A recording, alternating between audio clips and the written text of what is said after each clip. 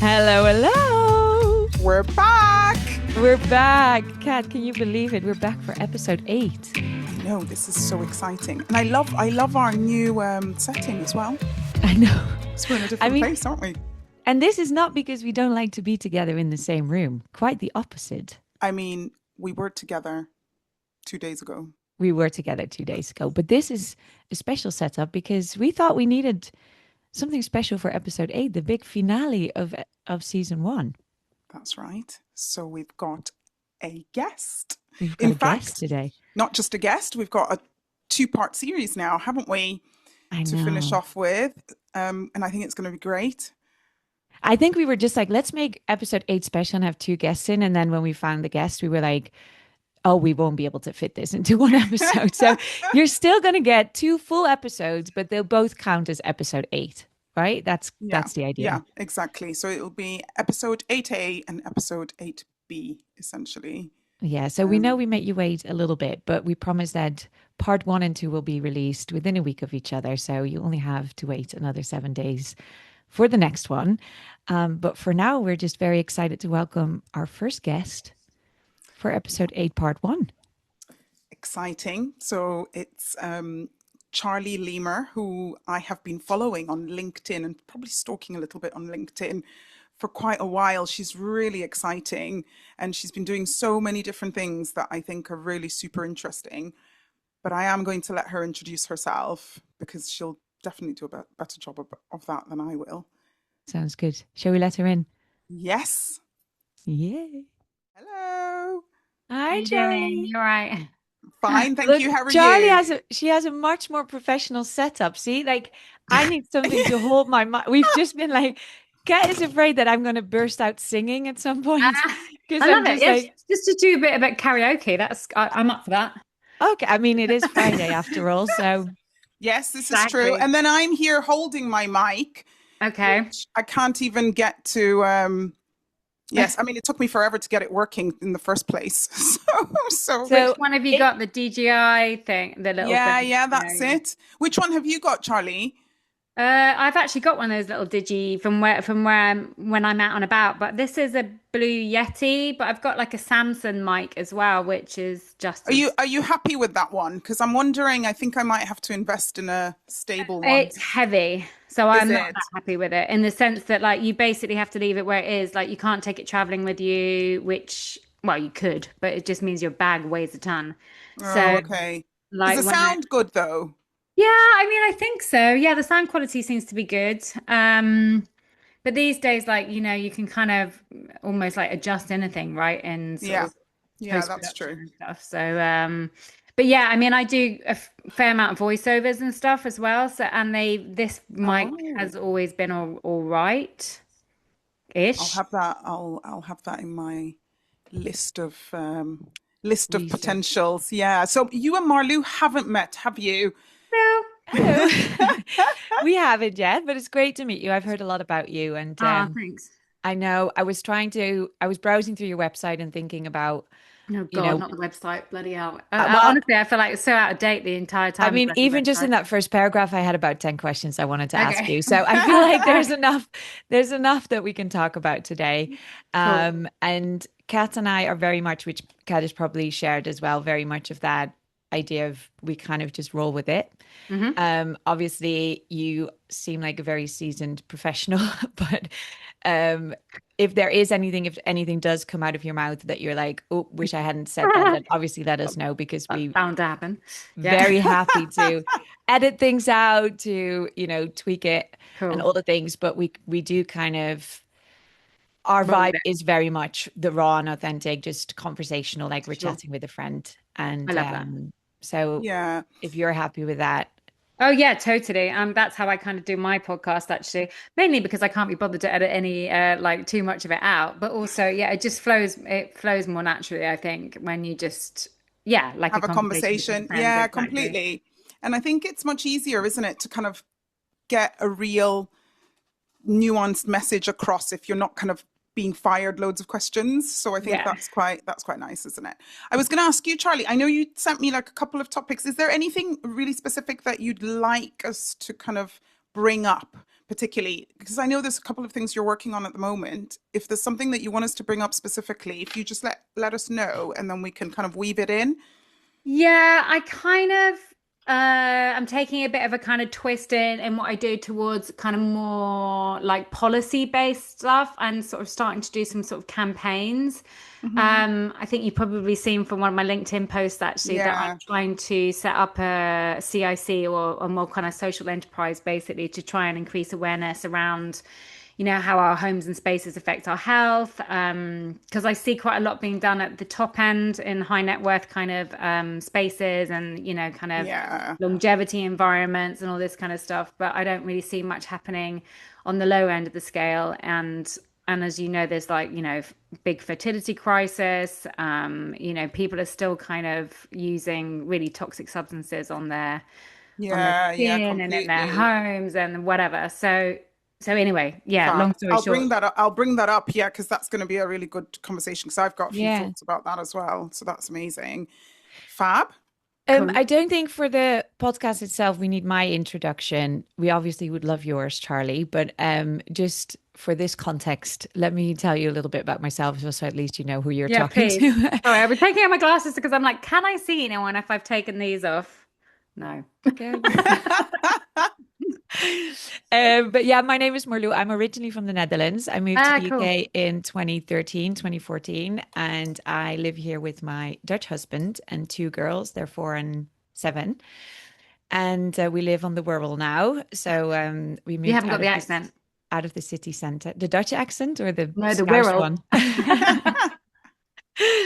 Yeah, some people say it's a little bit Irish, which still then to me, it's like maybe I'm suppressing a bit of Scouse accent, which then makes me sound Irish. But yeah, I studied health science and health economics policy and law. And then I kind of just went and did something completely different. I've been working in the social sector my whole career, straight from uni, and started period reality around 2020, but alongside my job. So with a bit on and off, it became my full-time thing in 2023. And Kat and I met because I actually was one of her patients before, Mhm. and completely loved her as a professional and as a doctor. And so when I started setting up Period Reality more officially, and I was looking for a board and trustees and advisors, I reached out and we had a cup of coffee that then lasted. I feel like we had all the meals in that one meeting where we started with like breakfast, lunch, and dinner. And we've been very good friends since. And we've had so many conversations, not just about women's health, but also about anything and everything. Everything. That we felt like, I think people would love to be a fly on the wall of where our conversations are going. And that's kind of where the idea of a podcast started. And I guess that brings us to today. I That's love it. that. You're going to be able to give me some good advice and guidance then on setting up kind of like a social Yeah, initiative. absolutely. Yeah. Yeah. And I mean, I've tried with the CIC stuff. Hmm. It's supposed to be a little bit easier than a charity, like a charity registration and stuff is even harder. But yeah, definitely if you have any questions or fundraising as well, like applying for grant, like Yeah, we wicked. do That's that really all the useful. time. Thanks. Yeah. Yeah, because I'm completely new to that side of things. I've never really worked in a kind of anything with kind of like social impact, even though all the work that I try and do out of my own kind of company has been trying to make social impact like that. Yeah.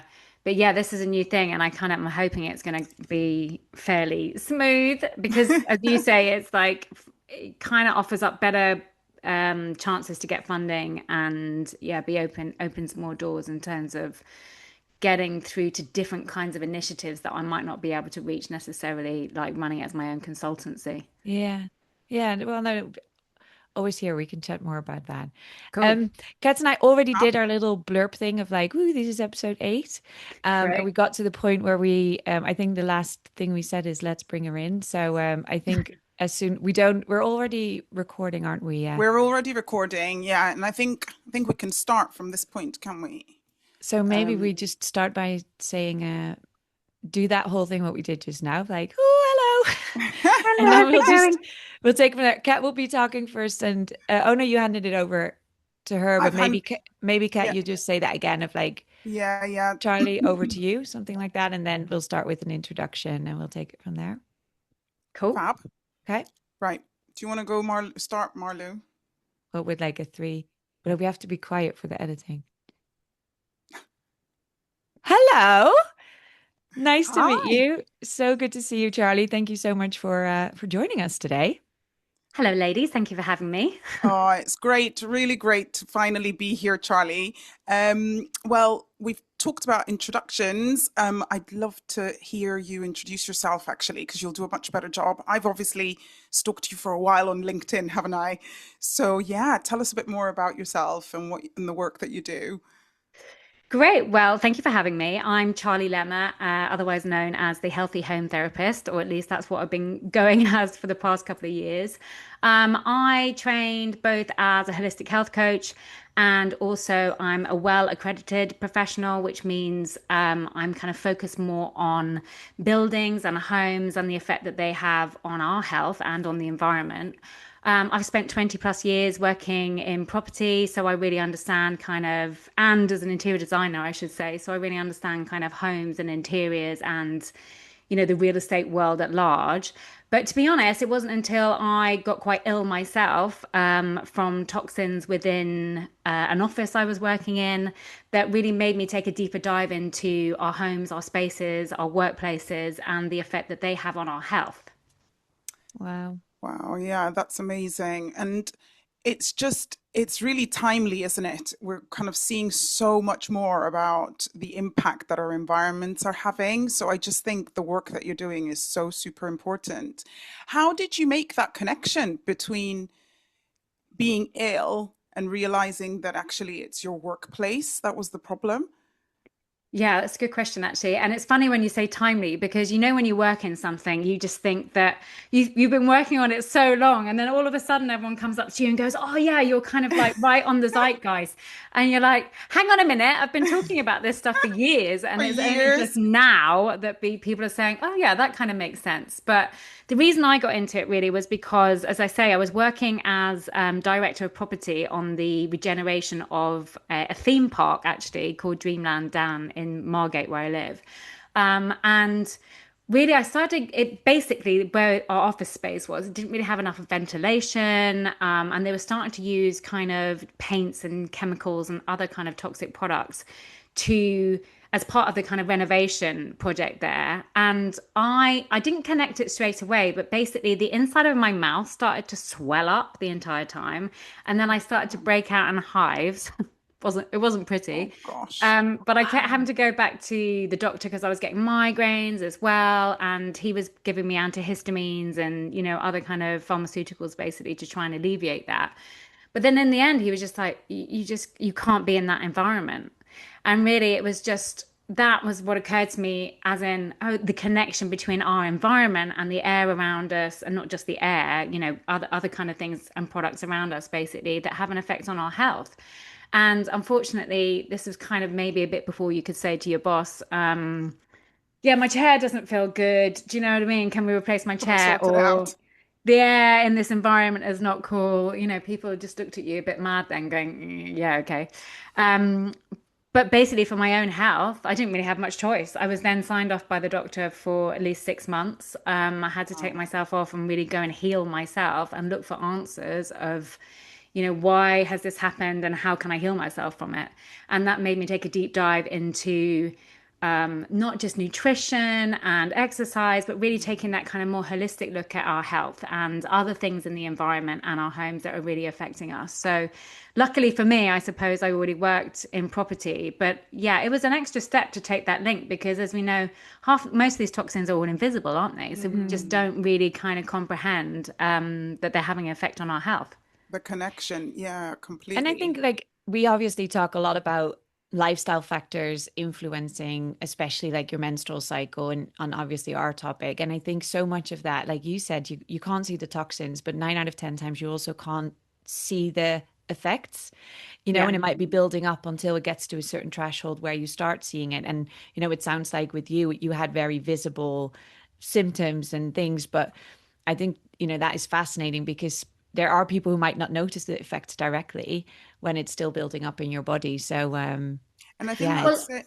No, I was sorry, going to go on. say, I think there's basically things that we just put up with also. Yeah. And especially as women, because basically we've all been kind of trained in society just kind of like to push through, basically.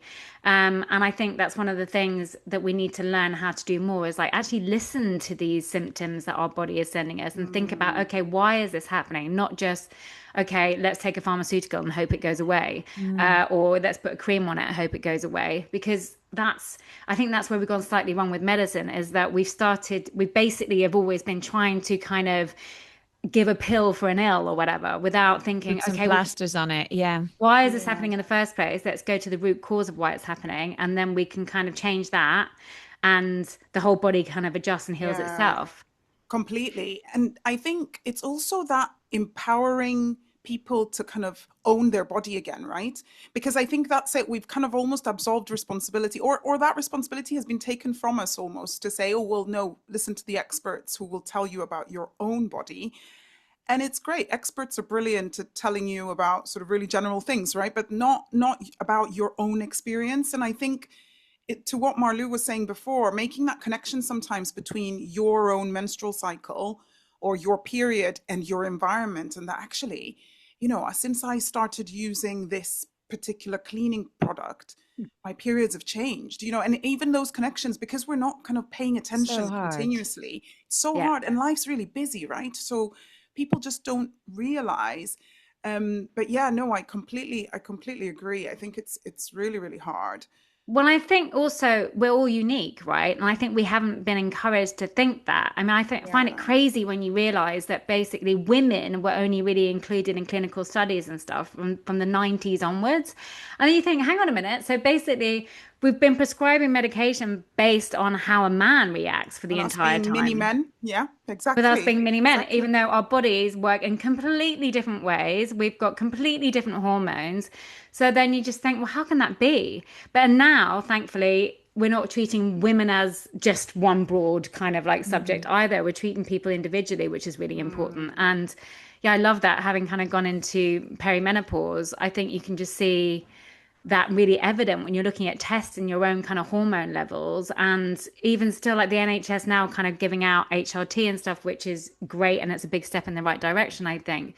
But even that is like a blanket approach, I find, in that, when you test your own kind of kind of hormone levels and where they are, they're not necessarily like where the NHS thinks they should be. Does that make any sense? And I think what's really hard at the moment is that we finally realized that women are not mini men.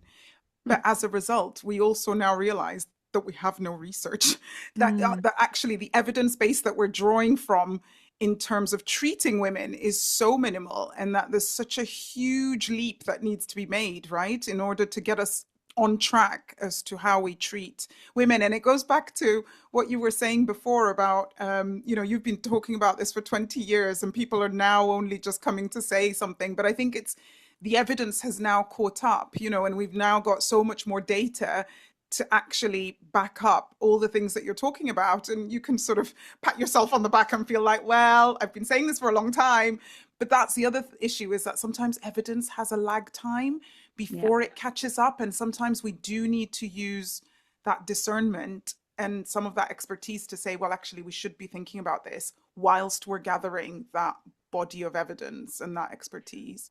And I think on that note, like for our listeners and people who are new to the topic, could you give us just a rundown of like, if you have your average home, what are the things you mentioned, paint, for example, and ventilation? Like when you think about designing places and designing homes around people and not just from like an aesthetically pleasing perspective, what are things we can think about that you would think about?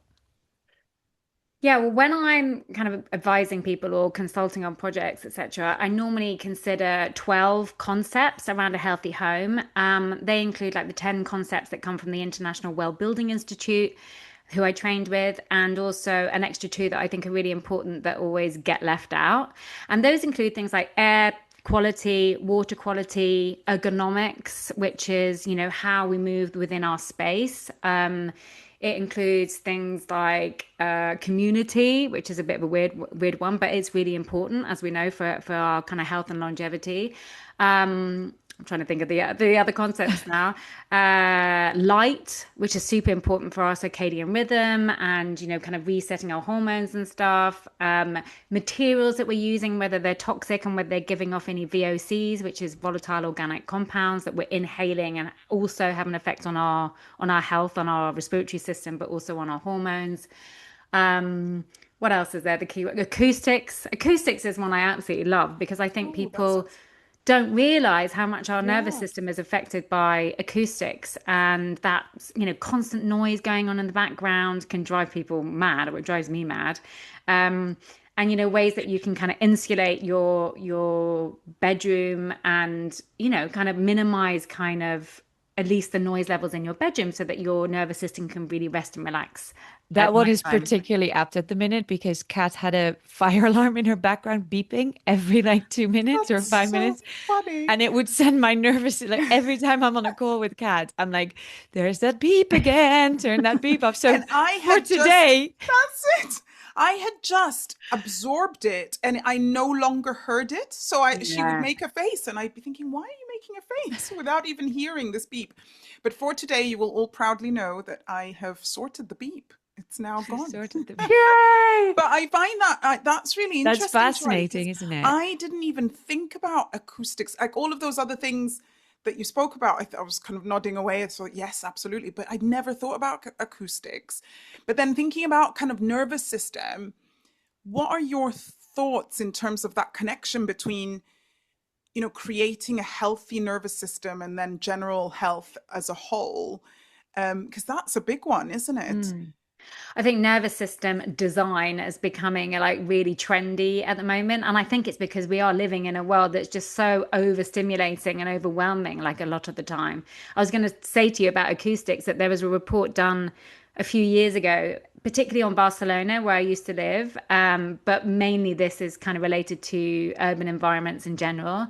And they literally managed to pin down figures to say that about 5,000 people per year were dying prematurely from noise Wow. pollution, basically, in urban environments. And it's really difficult, right, to kind of make that link. Yeah. But basically, they worked out that from constant traffic noise and constant urban environment noise, and your neighbors basically brushing their teeth at 5 o'clock in the morning, or alarms going off, or whatever, that it was triggering the kind of nervous system, and then in so doing, having an effect on the cardiac system, and people were having heart Wow. conditions much earlier than they would have otherwise. So that was like a really interesting report. And I'm like really sensitive to noise, so I completely get on board with that information. But I'd love to put that one in the show notes because that is Yeah. mind-blowing to me. That is, and and you also, can imagine it, right? Like it like to yeah. your point, if you're sensitive to sound, if you're said, and all of it, you're going to start absorbing it because you don't pick up on it then anymore, but it's still Mm. there sending you all these Creating little sense. Yeah. messages. Yeah. Well, and also one of my worries is also we never really think about the effect that that's having on wildlife either. And we're going off topic slightly here, but like We at the love that. moment, some of the things that are getting me really kind of riled up is like this push towards setting up so many data centers, basically. And it concerns me not only that we're using energy that we need for humans, water that we need for humans, but the kind of noise output that Mm. has. And, we just keep doing these things and not really kind of thinking in advance of the effect that that's going to have on humans' health, but also on wildlife. And we're so Yeah. interconnected, you just think, why wouldn't we be thinking about this? It's But crazy. we, it's typical, isn't it? It's the same thing that we do. It's a bit like the bees. It was fine when we were polishing off the bees, and then it's taken us forever to realize, oh my word, how critical they are to our survival, to now backtrack and try and catch up on ourselves. I was Yeah. reading a report about birds and noise and the fact that it affects urban birds are affected by the noise as well, and it's reduced their reproduction rates. And Wow. so you're right in kind of thinking about, what is that having in the impact in terms of wildlife, but then the impact that has on us, because Yeah. we rely on nature. We know now the importance of being outdoors, getting out in nature in terms of our well-being as a whole. And so affecting wildlife, then has a downstream impact on us Yeah. immediately, not just kind of from a sustainability point of view for the planet, but for us as humans, if we don't, care about the planet in direct terms. So yeah, no, you're so right. It's Well, and just, also things like marine life, right? I mean, I think there's reports out now at the moment that putting all the kind of wind farms offshore seems like a really good idea, right? But then can you imagine the noise that the sonar for the poor fish, basically, they must have a constant yeah, migraine going on. completely. And then it's pushing their kind of natural sonar off and they're ending up kind of beached. And, I mean, it's impossible to have like a solution for everything, isn't it? But I just think Yeah, I wish that we would think a little bit more long term and a little bit more holistically when we're trying to come up Absolutely. with I solutions mean, for these things. completely. I mean, the thing about thinking long term that I'll just say is that we're already on the brink, we're already below replacement rate in terms Mm. from a fertility decline point of view. So actually, we do need to be thinking long term. And I think Marlou, you and I talked about that plastics episode, didn't we? The in terms of kind of fertility, the impact of fertility in terms of the home environment and exposure to different chemicals, etc. And I think that's what, again, we're not thinking about is the longitudinal, the kind of long-term impact of not taking into account all these things. Marlou, you I were going to say something. Yeah, I mean, I've got so many questions lined up. Um, Back to the acoustics. Oh, Oh, your little hands up. yeah. Oh, That's sorry, cute. can I say something? Back to the acoustics.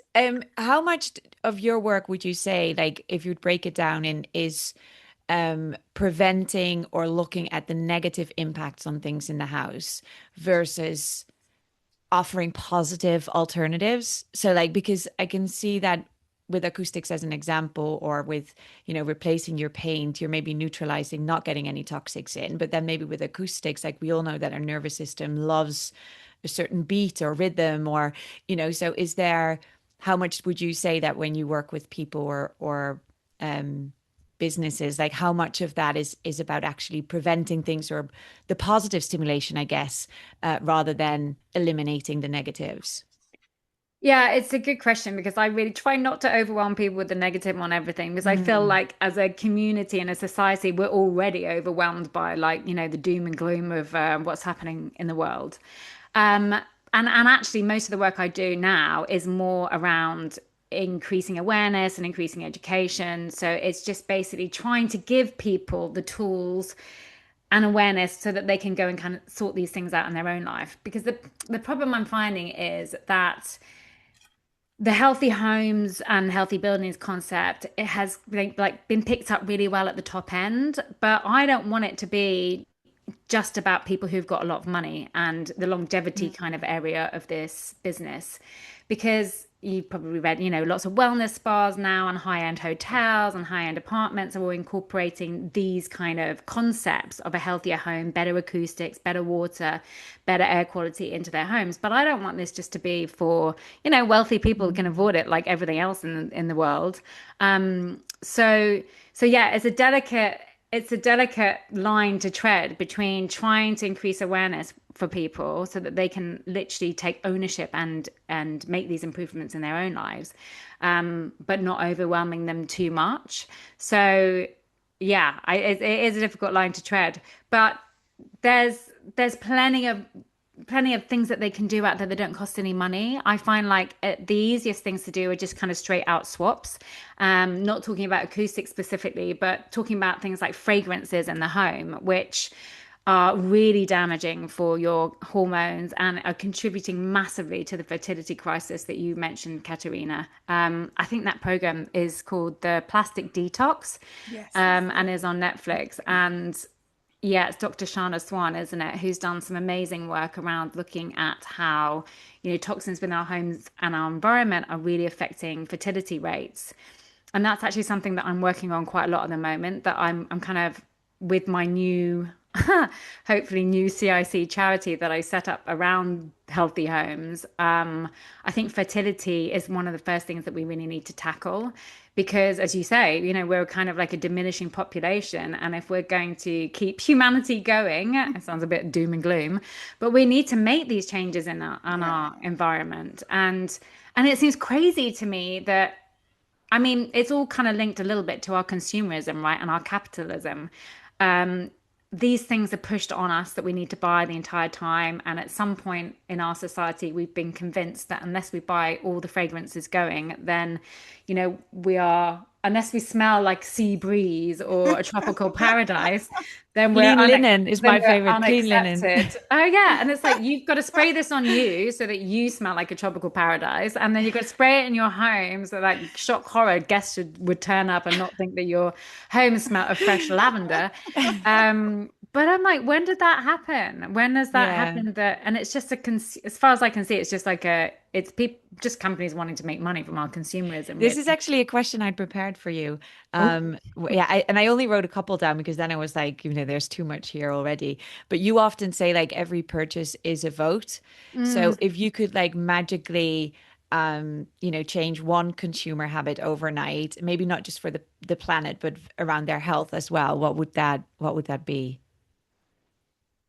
Oh God, there's so many. But I actually think, funnily enough, what I wish people would realize more is around shopping for food, actually, not necessarily around homes and interiors. Because I think the whole organic concept, it's people for some reason think that shopping for organic, basically food and vegetables and stuff, is going to be more expensive.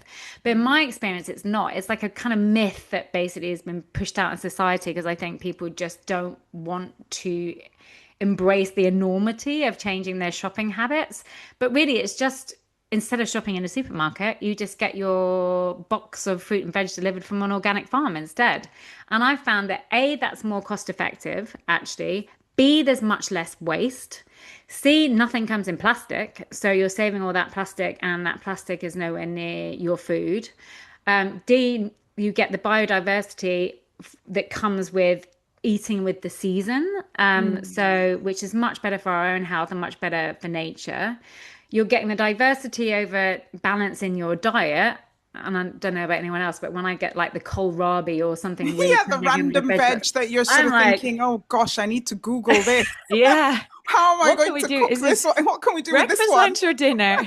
I'm getting the book out going, right, okay, recipes on kohlrabi. Let's have a look. But it's a good education, I think. And I just think we've become too used to turning up in a supermarket in those horrible plastic-filled aisles. And they all look the same, right? And also, it reduces your carbon footprint as well, doesn't it? And if you think about, and actually there's a lot of local farms to, lots of areas where they don't actually have organic certification, but they farm to organic standards. And when they tell you that, and you can see, and you're supporting your local community, your local economy, I do think there's so many benefits to it. And going back to the plastic thing, I was fascinated that there's research that shows that the plastic wrapping actually sheds microplastics onto the food, and we then eat that. And it's really hard because we're only now gathering evidence about what really these microplastics are doing to our bodies, and in terms of kind of disrupting hormones, in terms of our menstrual cycle, in terms of all of those things, we still don't know. But then it's thinking it's a really hard balance between the nuance of sharing this information with people, but then being honest to say, we don't actually know the extent of the impact, but are we going to wait those 20 years to then say, oh, actually, this is really harmful, and then start backtracking? So yeah, it's a really tough balance to reach. And back to that community element, right? Like have a little chat with your local. I know not everyone is as extroverted as I am, so maybe that scares people off, but like know who's living around you, right? And nearby. Bumping into neighbors. And I think it's, I mean, or Googling for the introverts. You could just Google and find your local farm. There's a butcher's around the corner from me that I go to, and they make sure that plastic doesn't touch their meat basically at all, which is amazing. That's amazing. And I expect that there's probably loads more butchers around there if we do some research that do the same thing. But they make sure that no plastic touches their meat because of what you just mentioned, but also I think it was Whole Foods that had to do some kind of study and research and found out that even though their meat was organic, the plastic that touched the meat was becoming infected by the plastic. And as you say, we I know what know. you mean with the doom and gloom, though, because the more we talk, I'm like, is there like we're being poisoned left, right, and Where center? no, but do you know what though? I do also think sometimes knowing certain things, it's small changes. It's sort of saying, right, okay, we can't win on everything. And it's accepting that this is the environment we live in. You're not going to be able to detox from everything or remove toxins from your life. But for me, from a sort of clinical perspective, what I always say to patients is actually it's about supporting your liver has a maximum capacity of what it can Yeah. get rid of toxin wise. So it's just saying, try and make the bucket smaller of what it needs to deal with. And so, it's going to have to deal with some toxins, at least try and make it so that it's an amount that it can process in any kind of 24-hour time frame. So rather than everything. So I think Which it's a is why the positive. awareness is so The important, isn't awareness it, for is that? important. Yeah. So Charlie, speaking of awareness, I was wondering about if you could tell us more about the sort of CIC that you were talking about the social enterprise and what you're trying to achieve. Because I completely agree. I think it's such a big deal that this is accessible to everyone rather than just those who have, the funds to kind of explore it further.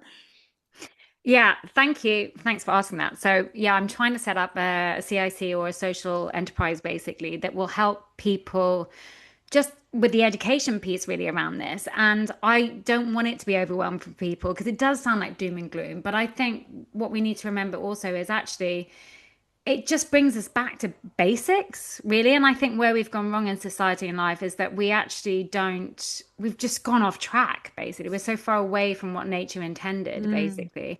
And it doesn't need to cost us any more money. In fact, it costs us a lot less money because normally what you're doing then you're just going back to eating organic, eating as and when you need it, just using much less products.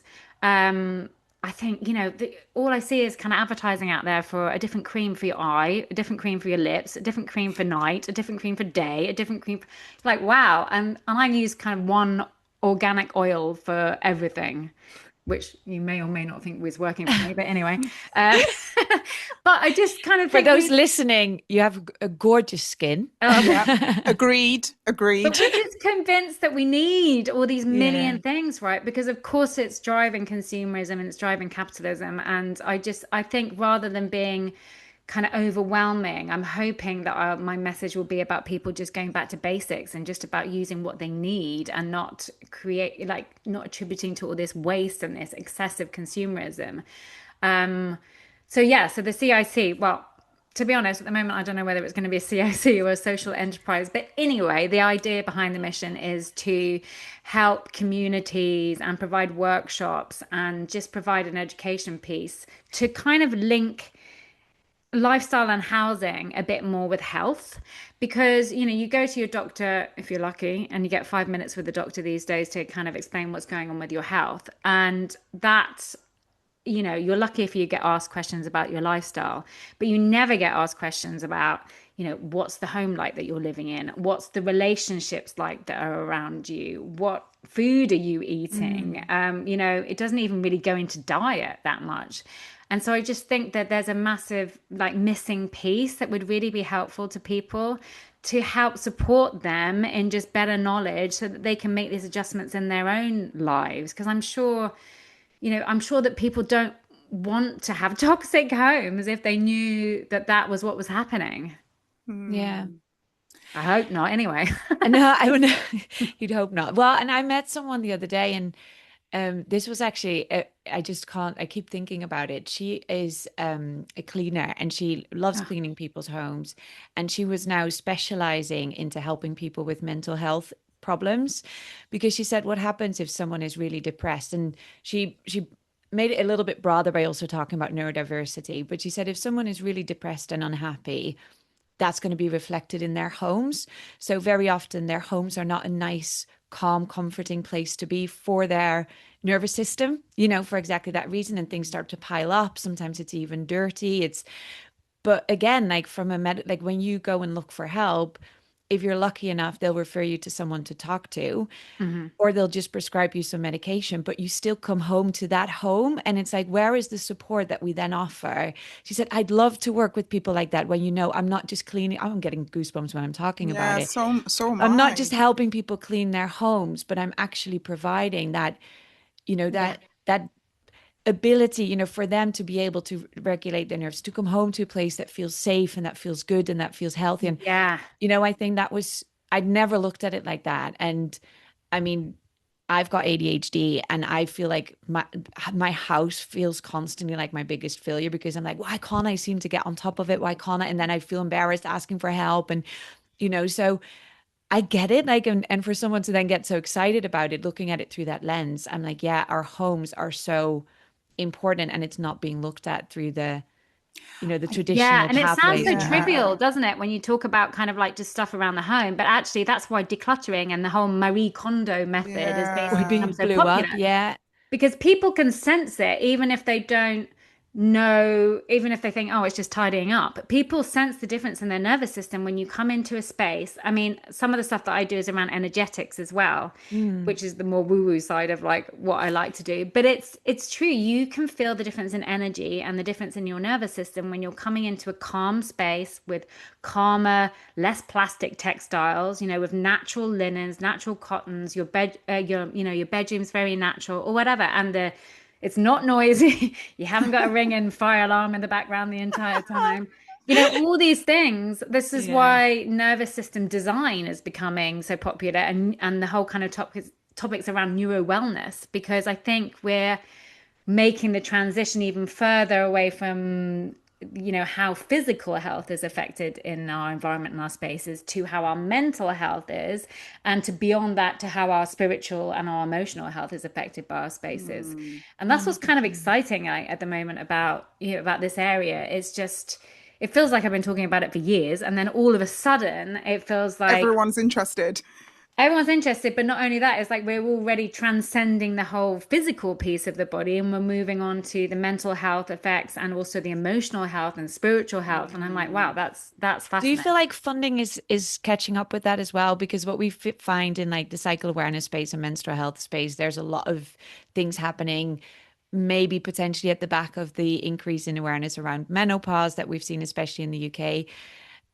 I'm not convinced that the funding is there yet to back up the increasing need of the research and, even like the services that you offer, that are people willing to also put their money where their mouth is. Yeah, I mean, to be honest, I haven't tried the funding route yet, so when I do, I'll let you know. But I do think that the demand is growing.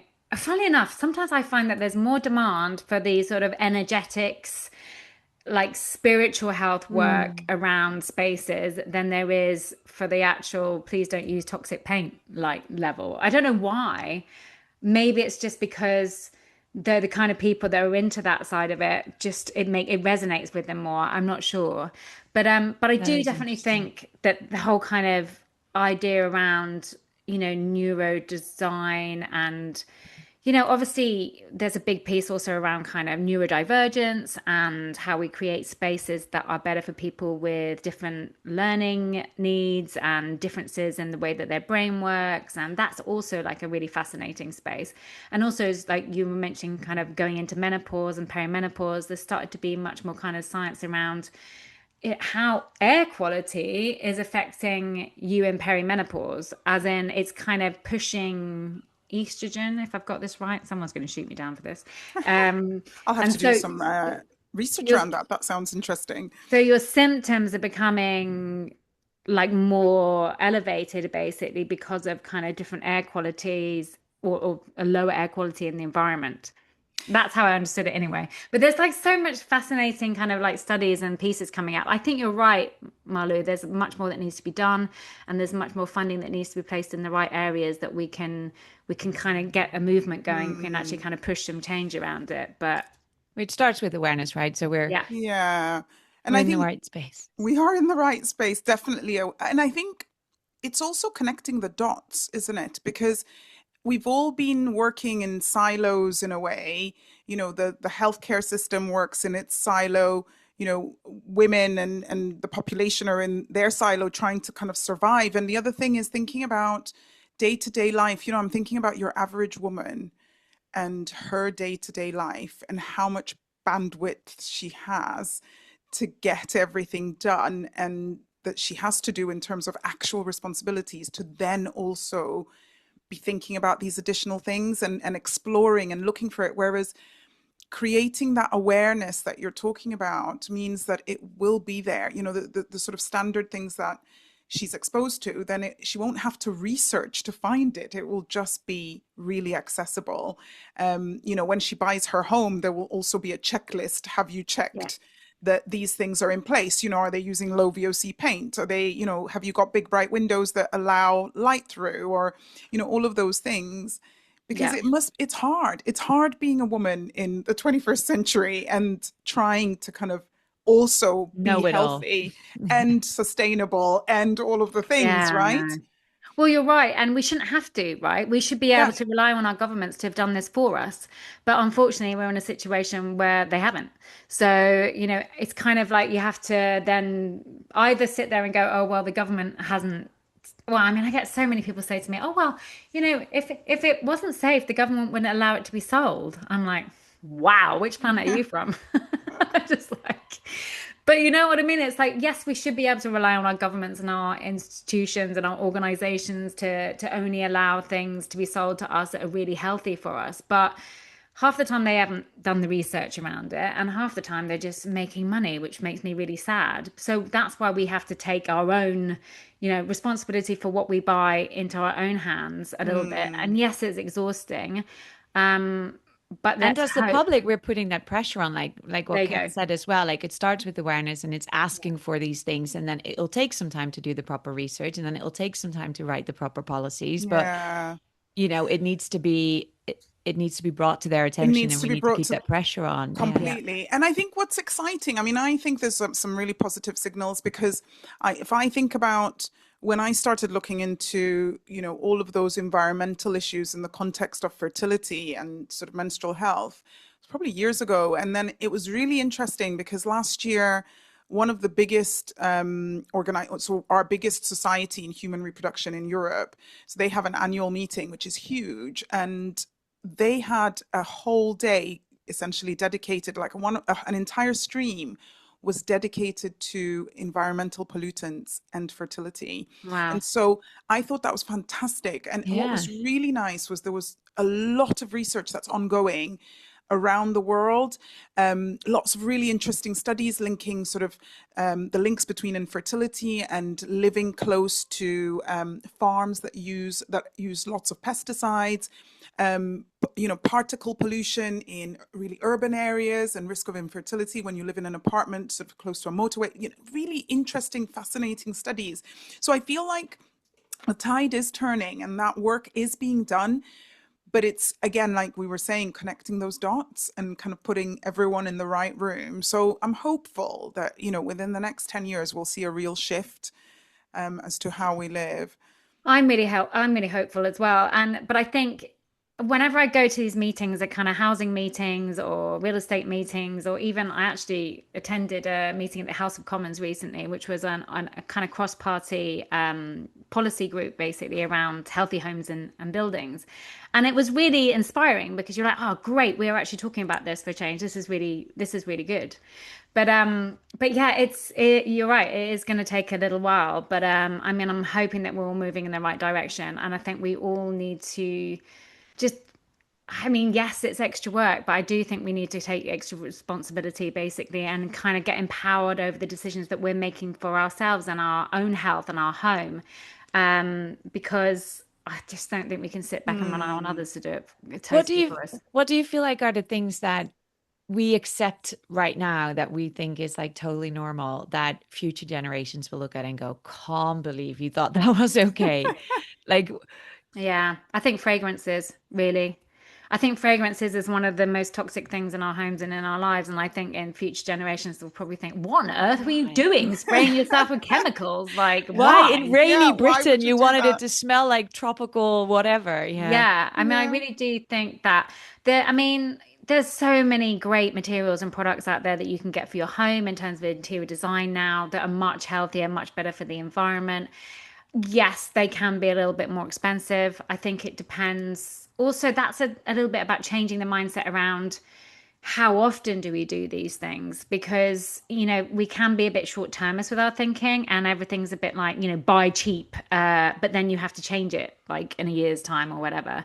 So, in the olden days, you used to go back to that. I mean, I'm making myself sound really old now, but when you used to save up for your bike basically for like 2 years, and then you were really grateful to have this bike and you valued it and you cleaned it and you really looked after it. And now we just have this, it's like too disposable kind of lifestyle, and there's too much disposable consumerism. And I think we need to shift our mindsets a little bit back to, really kind of looking after our homes and maybe spending a bit more money and only doing things once rather And than. yeah, no, I was just going to say, I remembered that there's an initiative now. Well, actually, I think it's law, isn't it? I don't know if you've come across it. Well, either of you actually. That the European Union, I think, has said that actually all items that are being sold should have longevity built into them, and that because they had kind of obsolescence built in, and after a few years they would break down, so you need to replace them. But I think it's now coming into law that they should either be repairable. Actually, it must be law already. They should either be repairable or last long term. So even that's great. That's a really good signal. So I'm hoping that all these things are kind of connecting those dots, right? To bring us kind of to a different way of living Yeah, that's more something else I sustainable saw. as well. Sorry, something else I saw recently on that note was, I mean, yeah, you see all the repair cafes have opened up, which again is a brilliant shift in mindset in society that we can actually take our stuff in and repair it. And that's normally community-led products, which I think, sorry, community-led projects that bring people together to help people out and, don't send products to waste. So that's brilliant. There's a new electrical kind of initiative I've seen in places like Boots and Currys and places like that, where if you bring in your old electrical products that don't work anymore, they'll give you like a voucher or something and they'll recycle them for you. So there's definitely stuff happening out there, which I think is, making making it clearer that we can't just have such a disposable attitude to Yeah. stuff, I think. But yeah, going back to your original question, Marlou, I think everyone's going to think fragrances is completely nuts down the lines. And I also think EMF radiation is something that we haven't spoken about, which is considered still a little bit kind of out there. But you being a doctor, Katerina, basically, I'm of the opinion that having electricals too close to our body that has an electrical pulse going through it is just not a very good idea. So, and I personally feel quite nauseous when I'm around like routers or too much electrical equipment. And so I try and keep, well, definitely my bedroom has no tech in it at all. But I try and keep my exposure and to that and my phone and everything else down to a bit of a minimum. I maybe go the extra length because I've got things like EMF bed canopies around my bed, which will block out any like Wi-Fi radiation and stuff like that. But I I feel that I can feel the difference in that in my nervous system. So I, And I like it. yeah, and I think that's, it's a personal thing, isn't it? I I think didn't there even are know some, that was a thing. Like I'm learning so much Yeah. here. yeah, yeah, Only if you're there's some batshit crazy. signals. There's some early signals about that, and I think there's been a couple of observational studies that have done it. So we don't have concrete evidence yet, but Mm. again, it's going back to saying, well, if you feel better doing that, then do it. Because my job, for example, as a doctor, isn't to tell you, oh, no, your feelings aren't real. It's to Mm. say to you that, look, I don't know if that makes a difference. I don't know. I don't have the research to be able to tell you. Maybe it does, and we haven't studied it appropriately yet. But if you're finding that you've got an improvement, then yeah, absolutely, that's the right thing to do.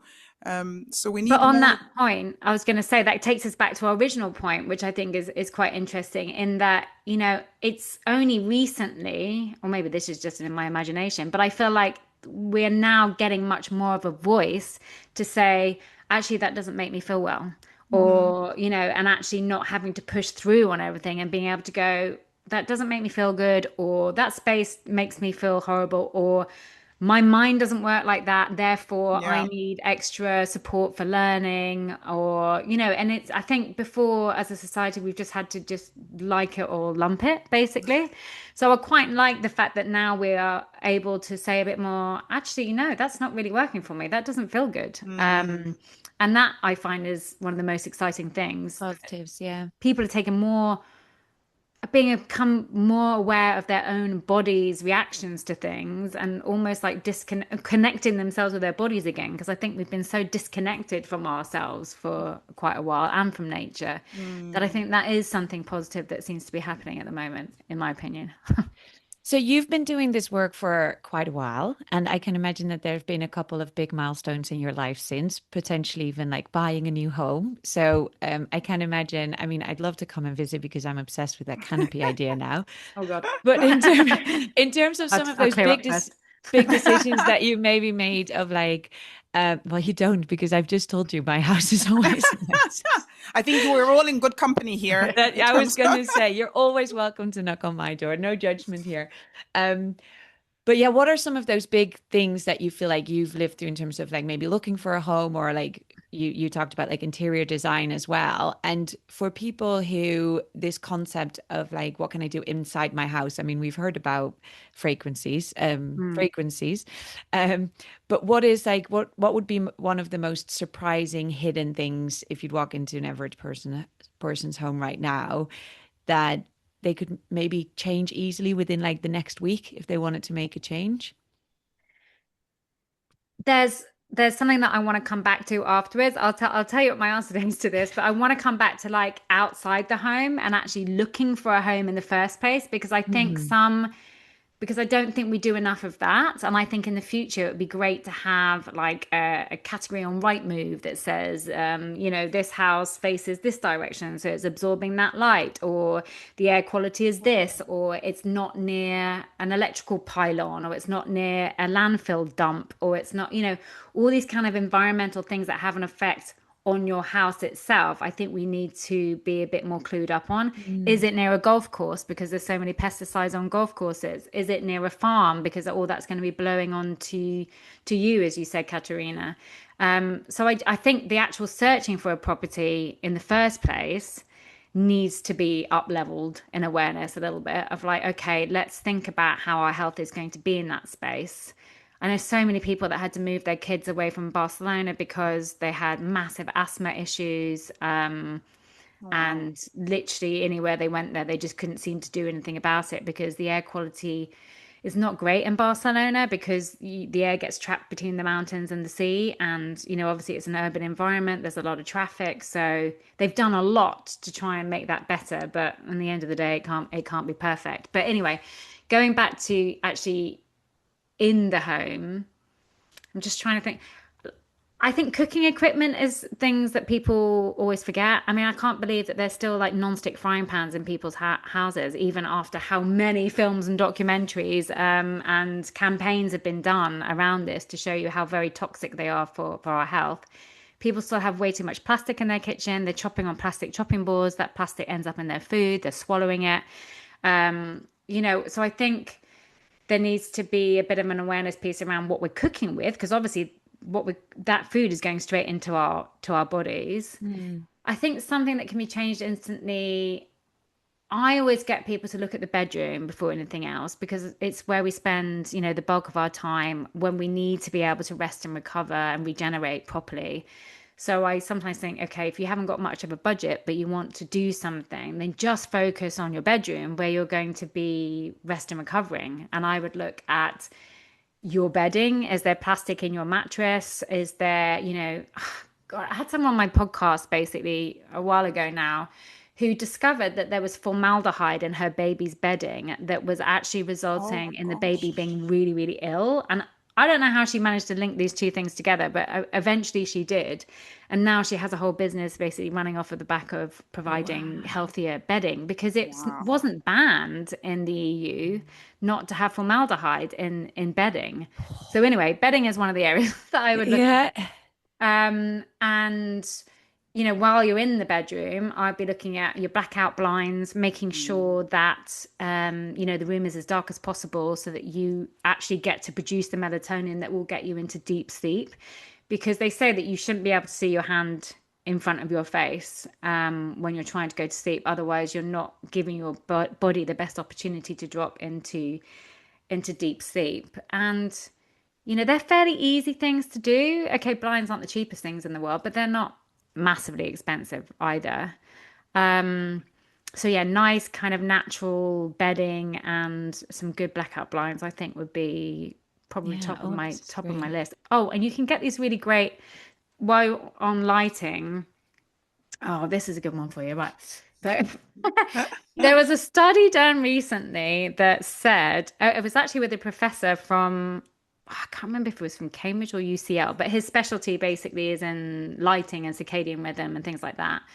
And he said that he thought the worst thing for humanity's health that we would find out in the next 5 to 10 years was when we changed light bulbs from incandescent light bulbs to LEDs. And he was basically of the thinking that it has messed our health up so bad as humans because there's flicker in these LED light bulbs that is constantly Mm. attacking our nervous system. We can't actually see with the naked eye.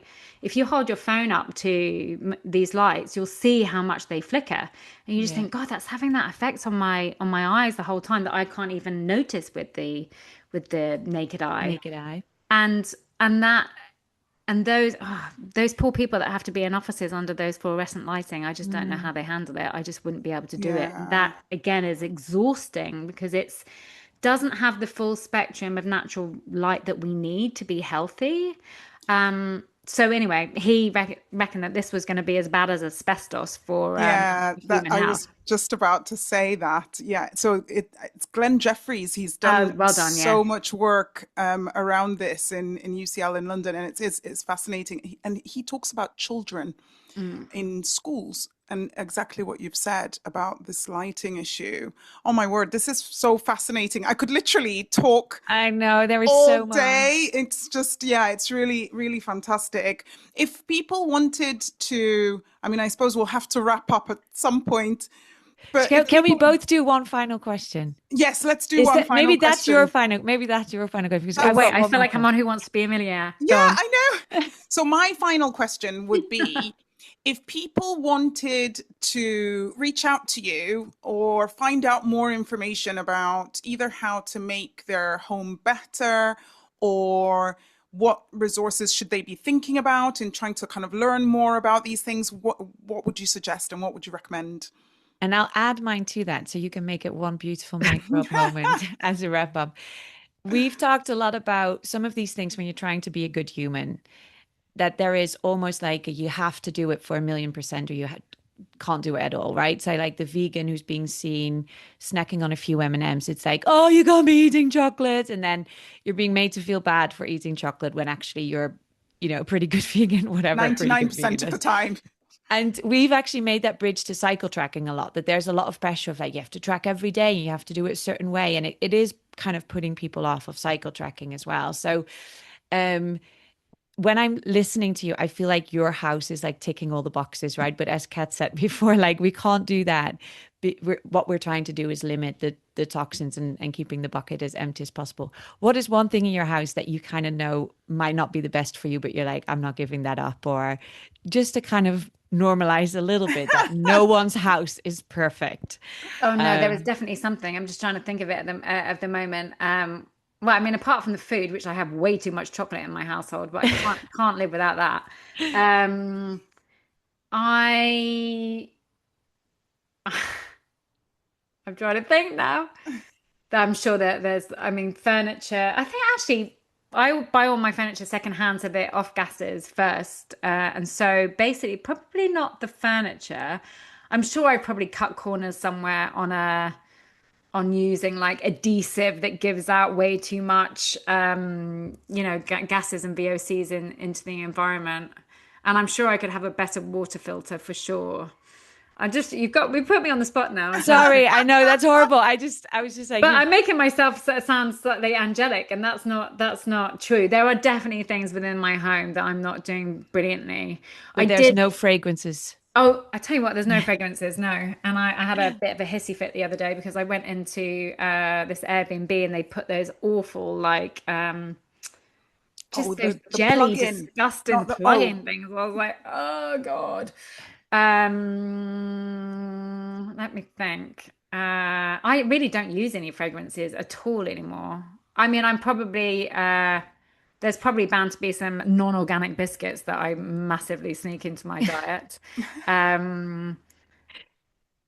But yeah, generally my home's probably quite good on that level. I use a lot of eco kind of cleaning products. I suppose the difference, I mean, the difference is our homes, we're kind of amateurs, aren't we? So we're beginners. We're beginners. Whereas your home has been 20 years in the making. Yes. And I'd be a bit disappointed if you said there's lots of bits of your home, considering your home, that's the work that you do. So actually, no, the second I get off this call, I'm going to think of something, believe me. But going back to your original point, actually, it is about toxic load, and it has taken me years to get to this point. And I was pushed to this point because I was really ill. So, it's taken me years to kind of literally detox my body and detox my home to the point that, and this is maybe an interesting point because it does seem overwhelming from the beginning. And when I talk to people about this, they're like, oh my God, I've got to change all these things. How am I going to do this? But it actually just took me like one item at a time. I didn't have all the money to and I certainly wouldn't have dumped everything in my house anyway, because I'm so conscious of like waste, and I hate I hate putting anything into landfill. So, but I just swapped out my deodorant for a stick one that was fragrance free, and then I did the next thing in my diet, and then I realized that I didn't actually need to replace the lip cream and the day cream and the night cream and the this cream. I just needed to get one thing. And so I think if you just take it slowly and you do it over time, it is about a toxic load. And I've just thought of one thing. And actually, you can see from this picture, it's not like the thing that I have kept in my life that I'm actually a little bit shameful of is that I still dye my hair from time to time. And I'm actually struggling with it majorly at the moment because from an integrity level, I'm like, oh God, I can't dye my hair anymore. And also I cannot be bothered to go to the bloody hairdresser the entire time. And what Kat always reminds me of, it's not about you being that perfect person. It's making, like, especially what you were saying earlier about the importance of raising awareness. It's people need to be able to make well-informed decisions, right? Yeah. And I've learned so much on this call already, and I know the listeners will as well, of just these things that, like you said, step by step, we can start doing them, and no one will be perfect at it, but you need to know before you can even make those changes. So yeah, and there are loads of biohackers I know who literally ridiculously on the like, oh my word, they know everything about all their health, and they're testing this and testing that. And I still know some of them that are like, yeah, I still dye my hair basically because I'm single and I still want to go out and date and whatever, and that's boosts my confidence, and therefore it's the trade-off that I'm willing to make. Yeah, completely. And also on that biohacking front, sometimes just to say that whole there's people that will then think, well, rather, because I've now been, gathering this toxic load, I just need to go off and do a big detox. And it's just to say, there is no such thing as the big detox. Your liver is amazing. It does what it needs to do. Don't go on a random juice cleanse. Yeah. Your liver knows what it needs to do. You just need to reduce the amount of stuff it needs to get through.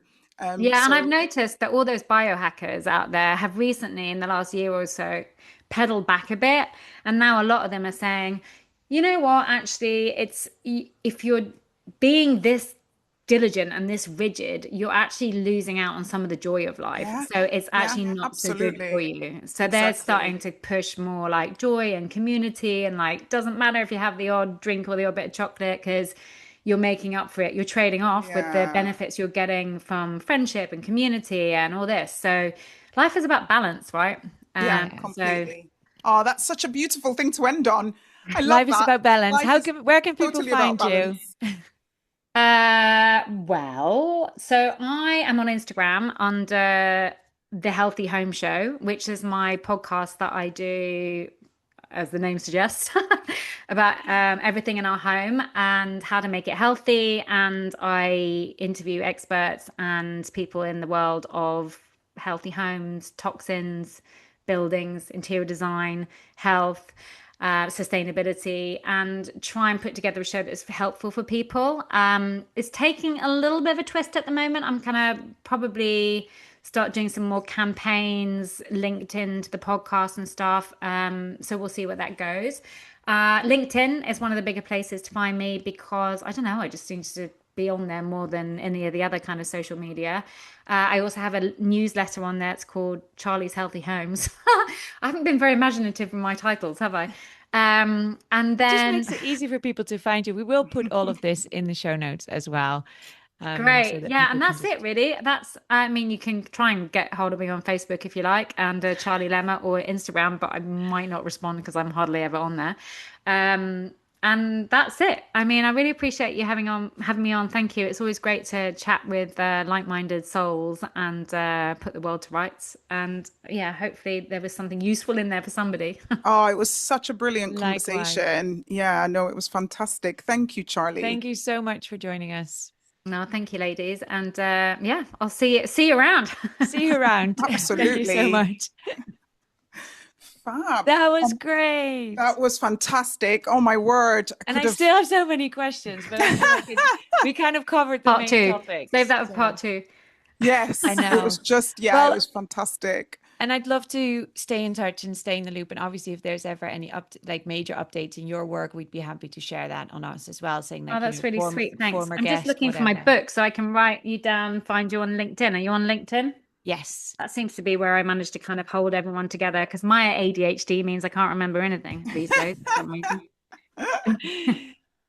Brilliant. Well, thank you so much for your time, your energies. Apologies for putting you on the spot there, but trying to really... I was actually thinking to myself, I know there are some things, but I can't remember anything off the top of my head. I'm glad you thought of it now and not after, because I was going to say we could always put that in the copy of the post of just so you know, no one is perfect, but no, this is definitely not. I mean, it's hard. It is. I get it. It is hard, but I always get that. I love that quote, which I'm about to butcher massively, but that one by Margaret Mead that's like, never forget that one person can make such a difference, basically. In fact, that's the only thing that's ever changed anything. And it worries me a little bit about the UK at the moment, or maybe this is in the world, but there's so much apathy around. I think people have just feel so let down by government and society and other things. And I worry that they just basically can't be bothered to do anything because they're like, and if the good people do that and the bad don't, then we've got a bit of a problem. Not that there's a thing as bad people, but Yeah, it's a tricky. Yeah, it is a tricky one, isn't it? But we've still got to kind of keep faith. Keep that going, because I think eventually people will realize, if that makes sense. No, I think they will, and I think it's at the same time, two things are happening at the moment. Like everything's going to shit, but then at the same time, I mean, when I speak to some of my spiritual out of the shit, some of the most beautiful flowers are born, right? Like it's the most spiritual people say you have to bring down the system down before you can create a better one, and so this is a necessary path that we have to go this is through. What we have to transition. Yeah, no, exactly. Girlies, I'm gonna have to go. I was just about to say I've got to do the school run. Oh wow, how funny! Nice to see you, ladies. Thank you so much. It was fantastic. Bye. Take care. See you. Bye.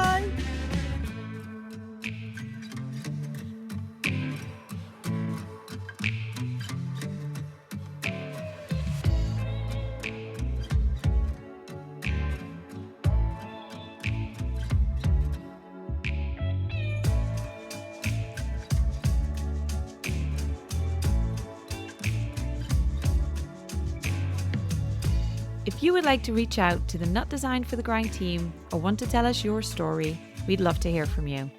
You can email us at podcast@periodreality.org or follow us on Instagram @periodrealityofficial. You can also connect with us directly on Instagram at the.delphi.clinic and at Marlou Cornelissen, or find us on LinkedIn under Dr. Katarina Bambang and Marlou Cornelissen. If you'd like more resources, show notes and updates, visit periodreality.org/podcast. If someone came to mind while you were listening, send them this episode. And if you believe in what we're building, the simplest way to support us is to follow the show on Spotify or subscribe on Apple Podcasts. Ratings and reviews really do help more people find us, and 5-star reviews go a long way. A big thank you to all of you listeners, and please remember, the only thing that is true is what is true for you. Not Designed for the Grind is a podcast by Period Reality. The show is produced by Isabella Lindahl, created and hosted by Dr. Katarina Bambang and myself, Marlou Cornelissen. Audio editing